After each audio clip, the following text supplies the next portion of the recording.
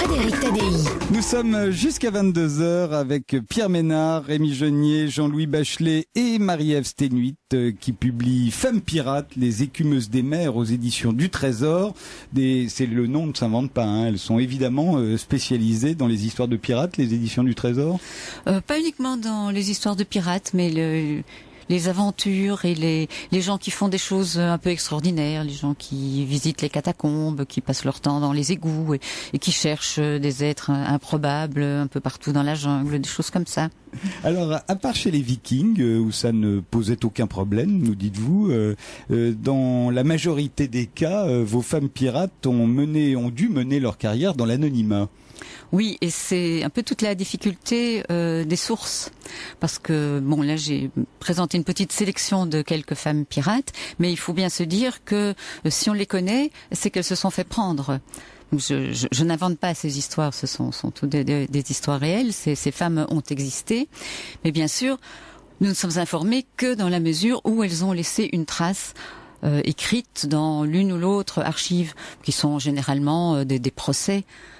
Donc ce sont des femmes qui ont été arrêtées ou qui quelque part ont été stoppées dans leur carrière. Les corsaires par exemple, il y a eu quelques femmes également qui étaient vraiment là d'une façon tout à fait officieuse. On n'a jamais donné de lettre de marque à un corsaire, mais celles qu'on connaît, c'est celles qui ont été démasquées par exemple parce qu'elles ont été blessées.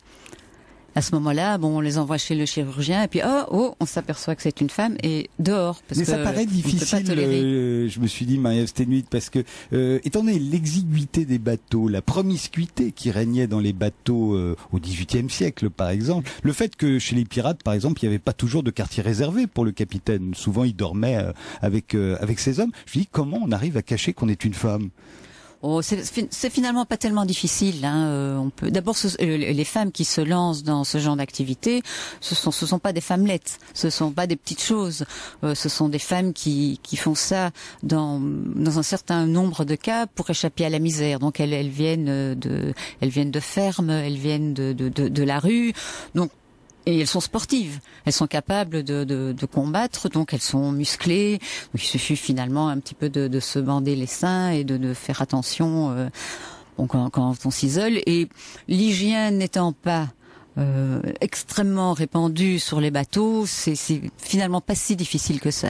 Alors, on va en voir un certain nombre. Il y a Jeanne de Belleville, la lionne de Clisson, comme on l'appelle. Alors elle, on sait que c'est une femme, hein, on sait qui elle est. C'est la veuve d'Olivier de Clisson, qui a été exécutée par le roi Philippe VI de Valois, et elle veut se venger. Elle commence par attaquer les châteaux de ses voisins, et ensuite, elle prend la mer.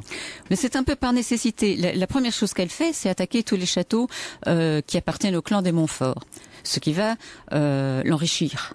Parce que bien sûr, le but, c'est le pillage, mais ça ne peut durer qu'un petit temps. Elle va se trouver très rapidement bannie par le roi de France, qui peut absolument pas tolérer ses agissements, qui va confisquer ses biens. En fait, c'est pas grave parce qu'elle s'est fait un trésor de guerre par ailleurs. Et ce qu'elle va faire, c'est effectivement traverser la Manche, aller trouver le roi d'Angleterre, qui est Édouard III à ce moment-là, et lui donner une partie de son butin et lui demander de l'aider à armer 3 bateaux.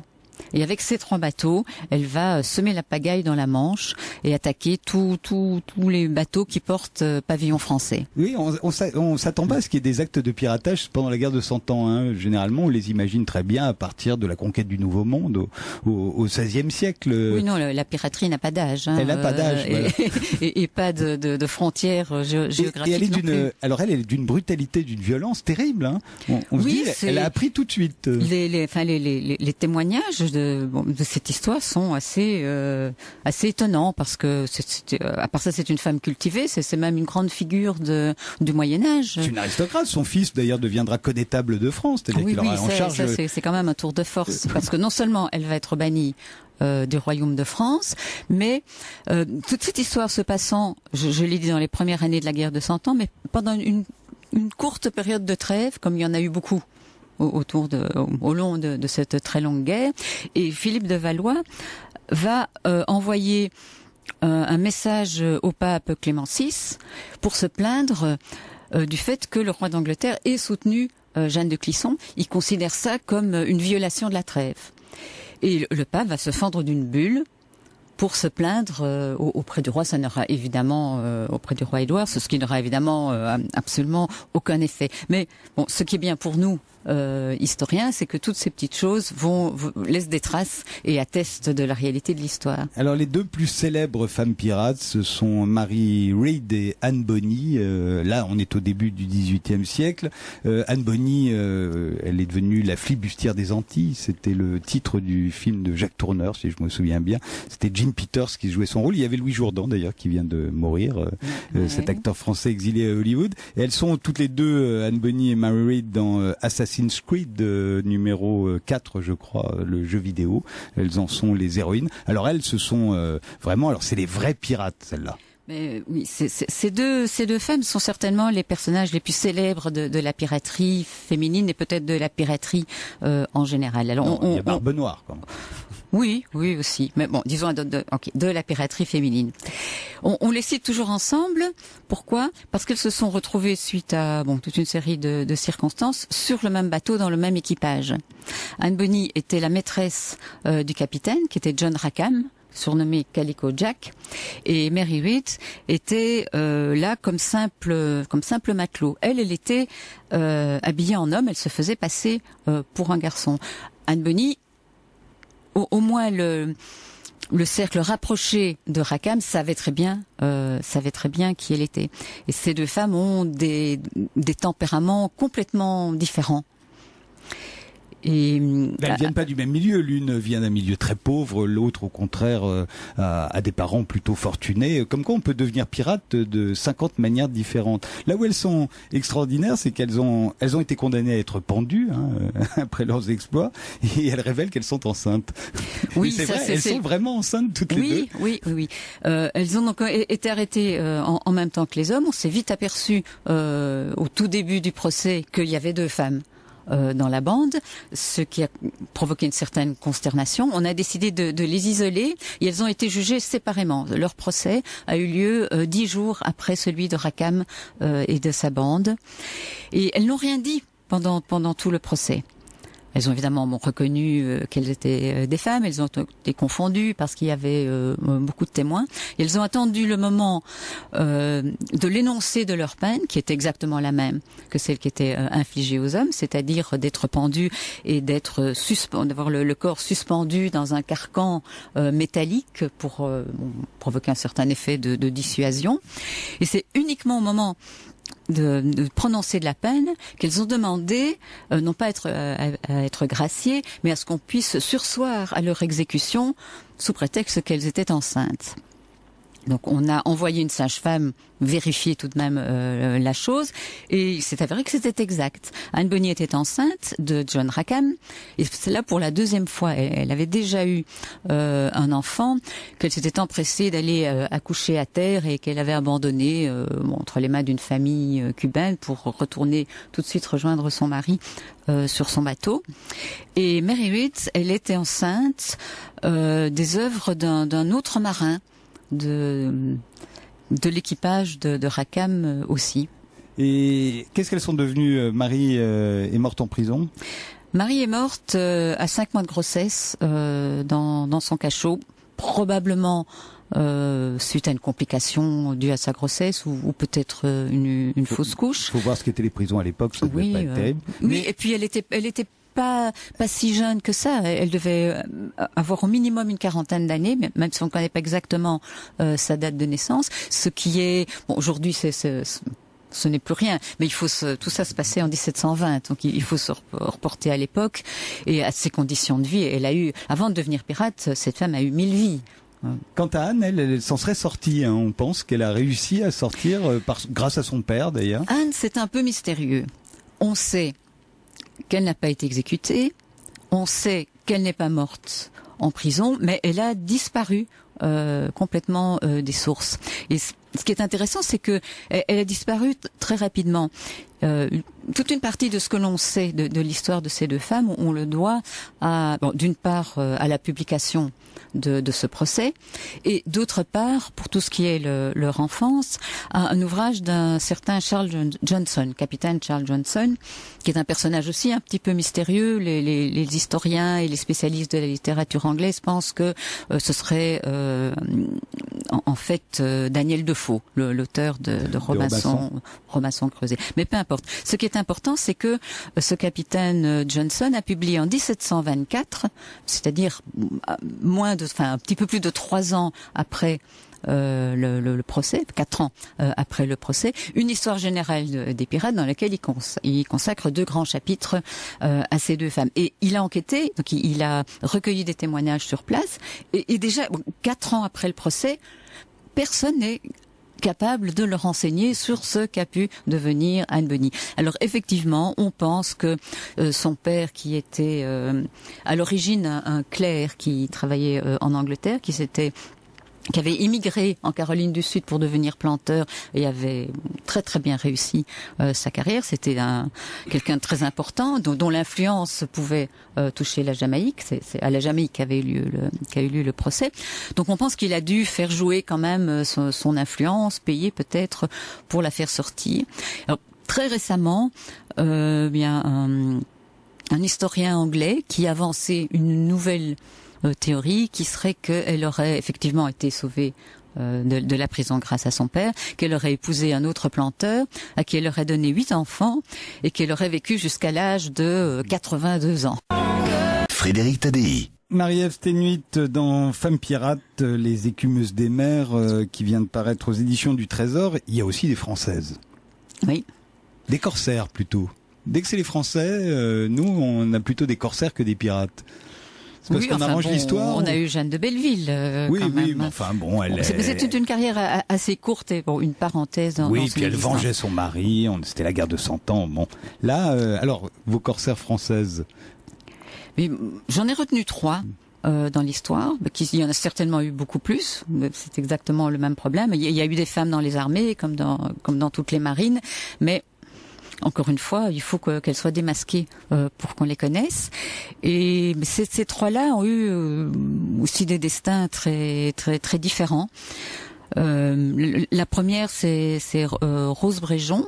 Elle, on connaît son histoire parce que elle a à un moment donné fait une demande de pension auprès du ministère de la Marine, parce qu'elle n'a pas pu continuer sa carrière parce qu'elle a été blessée, elle s'était pris un coup de cabestan sur un sein, et donc on l'a soignée. On a vu que c'était une femme, on l'a virée. Elle avait une vieille mère à charge. Elle a fait une demande de pension qui finalement a été accordée. Ça se passait au XVIIe siècle. Oui, parce que les corsaires, ils avaient des lettres de course du roi. On les reconnaissait. Ils travaillaient pour le royaume. Mais elle était évidemment engagée sous un faux nom. Les 2 autres, c'est Louise Antonini et Julienne David, qui viennent de milieux assez différents aussi, mais qui ont en commun d'avoir été prises par les Anglais et d'avoir à subir l'emprisonnement sur les pontons. Alors qu'est-ce que c'est que les pontons ? Les pontons, ce sont des prisons flottantes. Ce sont des bateaux qui sont désarmés, qui sont mouillés, attachés les uns aux autres au large des ports du sud de l'Angleterre, principalement Plymouth, Portsmouth, Chatham. Il y en a quelques-uns aussi en France. Et ce sont des prisons qui sont spécialement dédiées aux marins et aux corsaires ennemis. Et particulièrement pénible quand on y est enfermé. Très très pénible. On sait très bien quelle était la vie sur ces pontons grâce au livre d'un corsaire français qui s'appelle Louis Garneret, qui est aussi un peintre de marine et qui nous a livré des peintures et des gravures de ces fameux pontons. Dont les livres sont tous publiés aux éditions Phébus, d'ailleurs. Oui, voilà. Le corsaire un corsaire de la République qui raconte cette histoire. Donc ça nous donne un excellent témoignage. La vie était épouvantable. Et elle devait l'être certainement encore plus pour ces 2 femmes qui n'ont jamais, au cours de leur détention, révélé leur qualité de femme. Elles ont réussi, et ça, bon, vous disiez tout à l'heure, mais comment fait-on sur un bateau, mais sur un ponton, du mal à sur un ponton, c'est encore pire, parce que quelles sont les conditions de vie? On est dans une grande pièce avec des hamacs, les uns à côté des autres, parfois sur 2 étages. On dort dedans. On se lave, on sort sur le pont, on reçoit un tout petit peu d'eau pour se laver un petit peu. Bon, ce qui aide. D'une certaine façon, on n'est pas obligé de se dénuder complètement pour être aspergé de grands seaux d'eau. Mais elles ont réussi à conserver leur secret. Alors là, Louise, elle a passé 1 an et demi sur les pontons. Et elle a eu la chance de bénéficier d'un échange de prisonniers entre corsaires français et anglais. Mais bien entendu, en arrivant en France, tous ces prisonniers rapatriés ont dû subir un examen médical et c'était à nouveau fichu pour elle, ce qui n'a pas du tout mis fin à sa carrière. Elle s'est embarquée ailleurs, sur un autre nom, puis elle est partie dans l'armée de terre. Est-ce que vous avez trouvé un point commun à toutes ces femmes pirates que vous avez étudiées? Pas vraiment un point commun, parce qu'elles viennent d'horizons différents et elles ont des motivations assez différentes. Bon, dans le cas de ces 3 femmes corsaires, là c'est clairement parce qu'elles vivaient une vie très misérable et qu'elles n'avaient aucun avenir. C'est encore aujourd'hui ce qui fait les pirates. Hein. Il y a des pirates en ce début du XXIe siècle, ils viennent tous de régions particulièrement... Oui, la différence c'est que... ils sont beaucoup plus manipulés par des sortes de mafias et de gens sans scrupules qui, eux, sont tout à fait riches derrière eux. Ils sont beaucoup plus instrumentalisés que les pirates du 7e siècle. Oui. Mais ils sont recrutés dans les mêmes catégories de la population. Dans les mêmes catégories de population, c'est vrai. Mais il y a pas une différence aussi, c'est qu'il n'y a pas, disons, de vision derrière. Il n'y a que le profit. Chez les pirates, particulièrement les pirates des Amériques, il y a quand même derrière une sorte de volonté de recréer une société alternative avec des codes, avec des systèmes sociaux de compensation. Si un pirate perdait un bras, eh bien, il touchait une certaine somme d'argent, un petit peu plus si c'était le bras droit que le bras gauche, etc. Donc il y avait une sorte de solidarité sociale, oui. Et alors il y a une chinoise. On va finir avec elle, Marie-Ève Stenuit. Il y a une femme pirate chinoise. Il y en a 2. Il y a Madame Ching et Lai Chosan.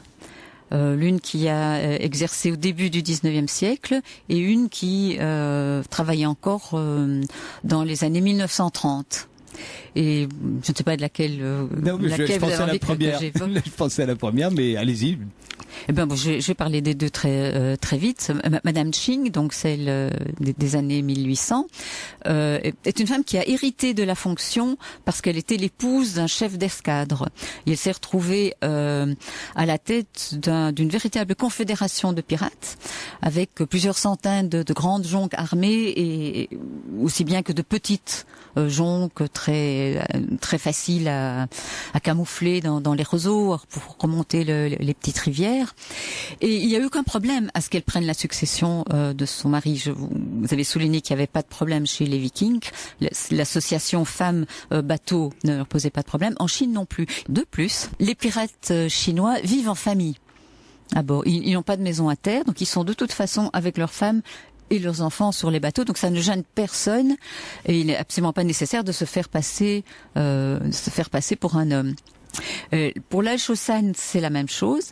Tout ce qu'on sait d'elle, on le sait par des articles de journaux qui rapportent bien sûr ces méfaits. Et on a eu aussi la chance d'avoir le témoignage d'un journaliste américain qui s'appelle Alec Olilius et qui est parti dans la région de Macao à l'époque pour faire un reportage sur les pirates de la région. Et il a eu l'occasion de la rencontrer. Après beaucoup de déboires, ça n'a pas été facile du tout.